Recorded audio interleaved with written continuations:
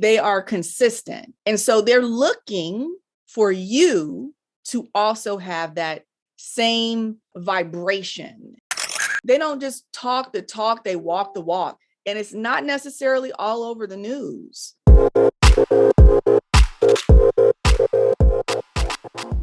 Oh, so I have had an amazing journey of really just working with all of you, working with some amazing clients and people that have been in my life for many, many years, right? So we're talking, 10 years plus.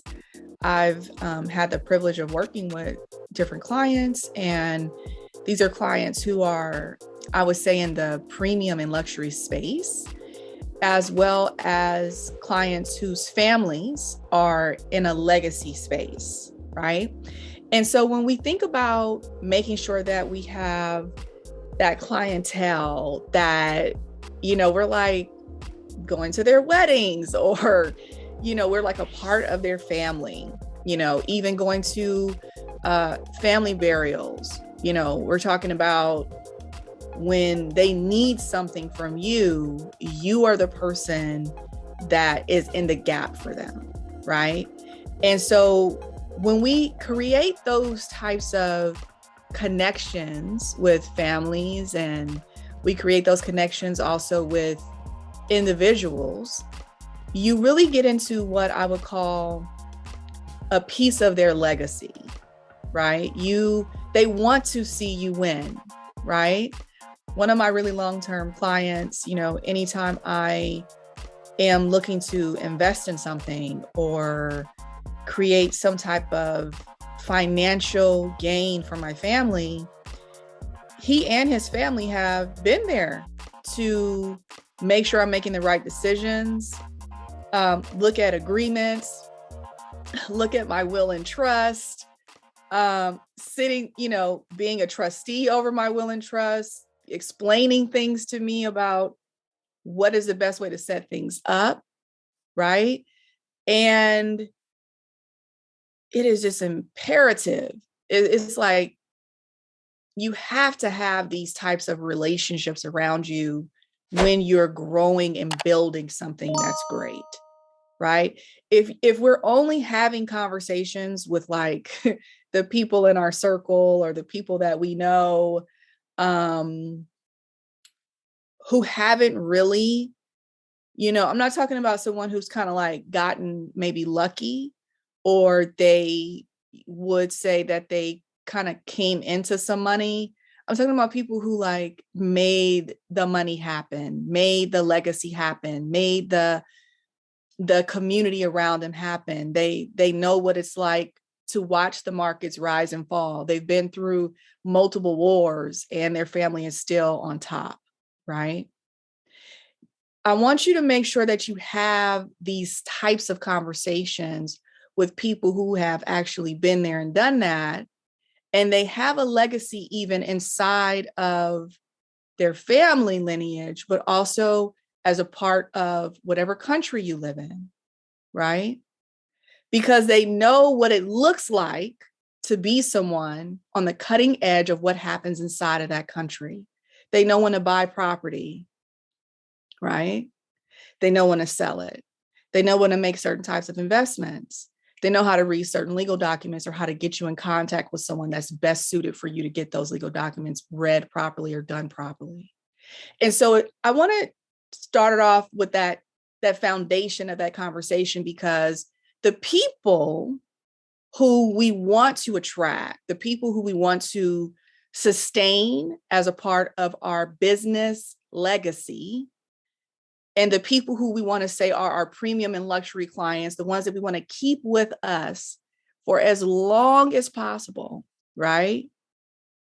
Right? They grow with us, they stay with us, they build with us, they refer us amazing business, they continuously hire us year after year, they go into agreements and contracts with us. These types of individuals are there for you to win on so many levels. And I want us to look at attracting this type of client, right? What does that take? Who do we need to become to attract that type of client? Right. And so the number one thing that I want you to write down is that you have to be present. Right. And so when we're dealing with this type of person, right, this personality trait, I've been around many of these personality traits. They're very loyal. They don't really hop around all over the place. Right. They are consistent. And so they're looking for you to also have that same vibration, the person who gets it done no matter what, right? You don't make excuses. You show up early. You show up prepared. You see what they cannot see, and you hone in your expertise to where they really deem you as a valuable factor in their life and their business. You see, this type of business structure is also going to be paralleling and embedding you into their life. And so these are the type of clients that you don't really need many of them. You may have one in a lifetime, and you may have 10, you may have 20. You don't need a lot, because what they carry in weight far succeeds the person that is fleeting. And so when I say the number one thing here is being present, right? It is, how are you showing up for this person's experience in life, and really listening to what they need. What do they require of you that is going to literally embed you into the DNA, into the fabric of who they become, right? And so I want you to get out a piece of paper if you can. You can even have this on your computer, laptop, or even on your phone, whatever is accessible to you, but paper is great. And on this paper, I want you to write 4 squares, I would say, right? So you have a line down the middle, you have a line in the middle, right? So 2 lines, right? Just like this, 4 squares. And in one square, I want you to put life. The other square, I want you to put family. This is at the top. The other square, I want you to put God, right? And they're not in any particular orders. God for some is the foundation. So God for some is the number 1 at the top. So whatever is how you feel, right? And the 4th one I want you to put is legacy, right? So when you are looking at these 4 categories, I want you to really hone in on, who am I going to be in this infrastructure of this client or this customer? How do we want to embed that? So there's some brands that are totally different. Everybody's brand is different. Some brands could be like a Chick-fil-A, for instance. They are embedded into God and family from the asset of, we are not going to be open on Sundays, right? We want to bless our clients. We want to bless our community. We want to bless our environment, right? They're making less impact. They're giving family time to their employees, family time to the different people in their lives, right? And so how are you going to show up in that space where you show homage to the idealism of family? What I know about people who are typically in the wealth space that I've attracted in my life, they really do value family, right? They have some type of faith that is unshakable. And they also have God in some form or shape. I have not seen it, or I have not attracted someone who did not have some type of connection to God that was in this wealth sector. Okay. And then the next one could be how you want to show up in business, how you want to show up in some type of way that you are separating yourself from just being average, right? You want to make sure that you show up in an extraordinary way, right? We don't want to bring an average energy to an extraordinary experience, right? So how do you level up for the occasion? What does that look like? Okay, so what I want us to start off with is we'll start with God. And that does not mean that your faith needs to become their faith or their faith needs to become your faith. It's just that this element, it needs to be structured in you being sound on it, not fanatical, right? So if you're Christian or you're Buddhist or whatever you believe, right? If you say you're not religious, that's fine. But what is it? And it's not that you owe them an explanation, but these are things that they just value, right? These types of individuals, these legacy builders, those that they stand on something. They just do. They do. I've never not seen it, right? And so you want to be able to have some type of value set and how you show up in your world around your God, right? And be open to not to get into back and forth arguments about it. I'm not talking about that. I'm not talking about, I believe this, what do you believe? I'm talking about who are you as a woman in your faith, right? What do you believe in? That's the higher power beyond just, just almost like this foundational thing. They want to know that you're spiritually tapped in. They want to trust that there's a higher power that you believe in that gives you ethics, right? You're not going to steal from them. You're not going to backstab them or badmouth them, or you're going to be a woman of your word when something intimate or important is shared. You're taking it to the grave, right? And also you have their best interest at heart, right? And the other thing that comes about when you are someone that is in this legacy building and your foundation is God, is that you are energetically connected to good things are happening for you and those around you. It's almost like your cup runneth over. You bless what's in front of you, what's around you, what's meant for you, what is energetically connected to you. Do you understand? They need to know that you are a woman that stands for something and that is not for your own benefit or gain only. That's where your philanthropic heart comes in. Every single client that I've worked with, it just hit me. Their philanthropic heart is huge. They donate to organizations that don't just push their own agenda.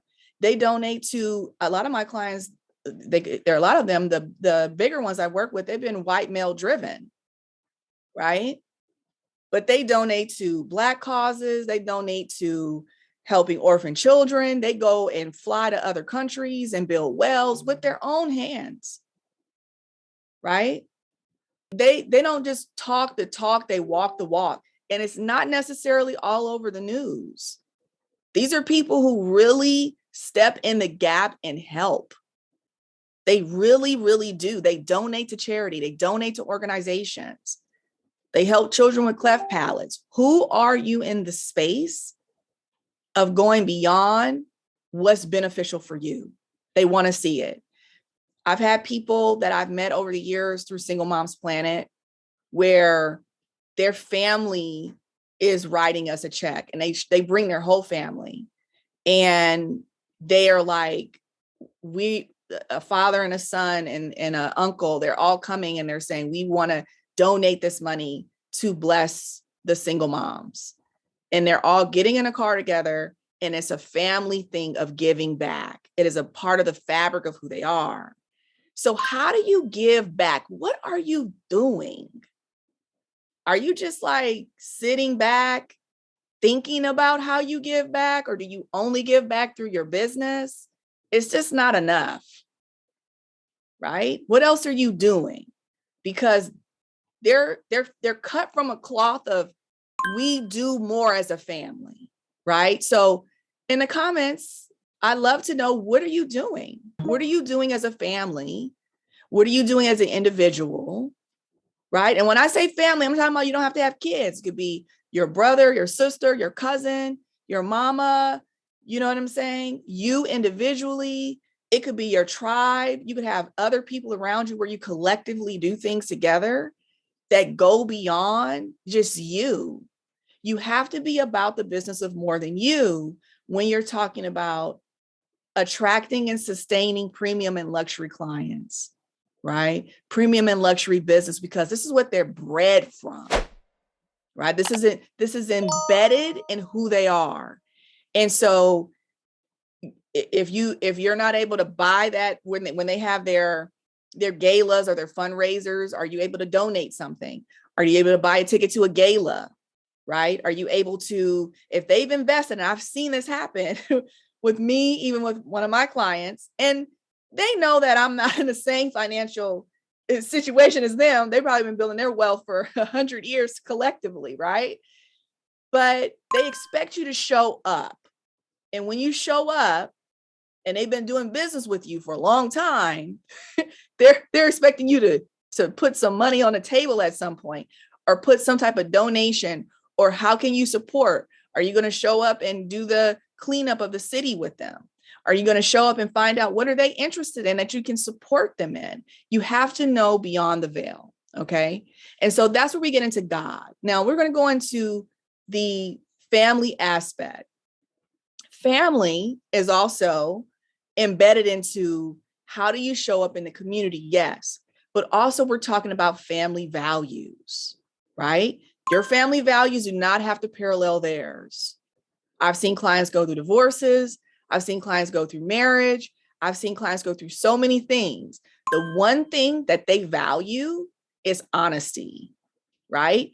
Not necessarily getting in their business, but they're not looking for yes people, right? They already have yes people. If you become a yes person who just only believes in what they say, and they let them have their own like way and not challenge their thinking ever, you'll be forgotten and lost, right? Not to where you're angry or arguing with them. That's not what I'm talking about. I'm talking about calling it like it is, or saying, this is how I believe, right? You could do it how you want to do it, but I don't really agree with the way that you're handling that, right? And, I've had some little tips with clients before, but we've been together for 10, 15 years, right? They know that I have a stand on something. They know who I am as a mother. They know who I am in my community. They know that I show up, that I have a strong connection to how I mother my kids. I may not even put that on the internet, right? How I've helped other people's children have experiences, go on trips and vacations that they could not have been able to afford on their own. Who are you when it comes to family? Because if you are powerful in how you handle your own family, you're going to show up for theirs, right? Their family will trust you. This is important, right? Where the family does not trust you, or doesn't ask, like, where is this person? Or we liked when that person's around, or that person's really good for your business. What else do they do? I've done things where I've worked for the father of a company and I work for the son, totally different companies, because of who I am. I'm going to family dinners together with all of them, all 8 of them, sitting in a Mexican restaurant where probably the highest price meal is $15, but they're worth millions of dollars, right? Multi millions. And this is the thing, who you are as a woman, what you stand for with your family, right? They want to see you be strong. If you cuss your kids out, if you get upset with your husband, they don't need to be in your business, but they need to know that you don't take anything. If you are someone that is like, I believe this way and they don't, just don't waver. That's the number one thing. I think a lot of times we see it on maybe the reality shows or the internet or different things like that. That's not, I'm talking about real business people. Not talking about reality TV, right? That's not They don't want that reality thing. They don't even look at that kind of stuff. That's not in their world. They don't even know who any of those people are. Has nothing to do with their space. We're talking about people who can write you that $100,000 check to work with you for a year, $250K to work with you for a year, $1 million to work with you for a year, right? We're not talking about made up imaginary business or they just figured it out in the last 5 years. We're talking about people who, when certain types of businesses are gone, they'll still be standing, right? And those people have different types of conversations with their family. I've been there. I've heard them. I've been in the rooms. They literally sit down at a table. They have meetings quarterly, sometimes monthly. We're talking about with the whole family. They know what does all the family members own? What are their assets? Not just you. What does Kim's family have? What's going on with her husband? Are they in debt? Are they profitable? What's going on with their business? What does this family member have? What's going on here? They bring it all to the table. Who's going to manage the properties, the real estate? Who's going to manage the books for all the companies? All right, let's get that funded collectively. They do not manage family individually. It is a business. They manage it like a business and they collectively speak about it. They're blunt. Kim, I'm sorry, but your son's an idiot and he is not managing the money, right? He could probably be the manager of a property. Let's test that out, right? They talk to their parents openly about death, right? All right, dad. All right, mom. What are all the assets? All right, kids, this is what we're keeping. Do you want me to sell these properties? Do you want to communicate about this? Now, look, I'm talking about on another level for some, but I want you to think about what if you actually embedded your family into this, not just only your family. That's a great place to start. But look at your family as a whole. You individually, yes, you're a legacy. But imagine if your family was involved in this type of level of conversation where you actually communicated from a pure, true legacy family value, right? You actually collectively sent kids to college. You collectively sent XYZ kid to become a doctor, this one to become a lawyer, or this one wants to start their own business because they know how to make microchips, right? You're not challenging the kids against each other. Who's smarter or who knows this? Nobody gives a shit in those family lineages. They want to know who is equipped to keep this money going when we're dead. We worked our asses off for it. Who knows how to keep this rolling? It may not be my kid. It may be my sister's kid. That's okay. I'm okay with that. No attachment to the fact of if they gave birth to the person. They're looking at who can handle the family values, who can handle the business. All right. So we are blending a couple of my topics together. So I want you to look at your squares and I want you to look at what and how do you want to show up when it comes to that family value, right? How can you then blend the God, the legacy, the family, the business? How do you blend them all together? And you see how we started off, they were like these individual pockets, but they really do roll together, right? They roll together. What are the conversations that you're not having, right? Are you having a lot of these conversations in your head? Do your own children or family members that are close to you not even understand what's going on with you financially? So I want you to really look at what are the conversations that you're not having? What do you want to accomplish for your family and for your business? What are things or assets that you could be purchasing that should be inside of a trust and not really individually communicated, right? What are the family legacy builders that you really want to have? And when you start to look at your life like this, right, you start to have these high level conversations, the type of clientele that you attract, the type of premium and luxury client you attract will be attracted to you long term because they can have more in-depth conversations with you. They like the way you take on maybe even the advice that they give, right? And really show them that you are someone that when you get on the phone with me, that I actually take in what you say and I start to mold my existence. I'm listening to you. I'm asking the tough questions. I'm sitting my family down and saying, hey, does everybody have life insurance here? Right? Do you have enough? Hey, I know your daughter is about to graduate from high school. Are you all financially intact for her to go to college? Right? My kids don't go to college for 15 years. I have a 3-year-old or something.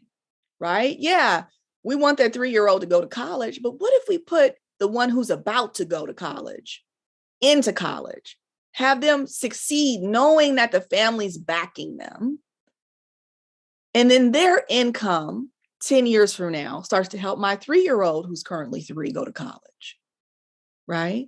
What if we embedded that into our family lineage? This is what premium and luxury clients do. They have a totally different way of looking at things. It's not an individual investment. It's a family investment. What you invest in now should not only just bless the family that you sleep in the beds with, that are underneath your roof, but your entire legacy that surrounds you and your family. People who have money, the one thing that they love to do is definitely see the people who are there bringing up underneath them win. They want to know that they are helping to equip you with the things that you may not have had before you got to them, right? When I really understood for the first time, just seeing from the inside out, someone looking at not their individual assets, but their collective family assets, right? How is this going to expand inside of the family? Who knew what? Who's going to manage the money? Who's going to manage the properties, right? Who should not be trusted with the keys to the properties? Literally, they're all talking about their own kids. Like, no, my kid's not responsible enough. The last time they left the heat on for 6 months and the bill was $3,000, right? So it's really getting real about almost like old school, like back in the day, like in the 1800s, right? This is that gap that a lot of us missed. And it just, even just talking about death, right? Talking about what's that going to look like, right? When XYZ person passes away, how is this money going to be allocated out?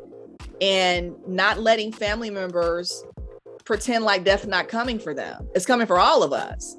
When we don't talk about it, we end up in probate, like Erica always talks about, right? We don't want to do that. That wastes thousands of dollars in years. Your properties can be tied up or your assets.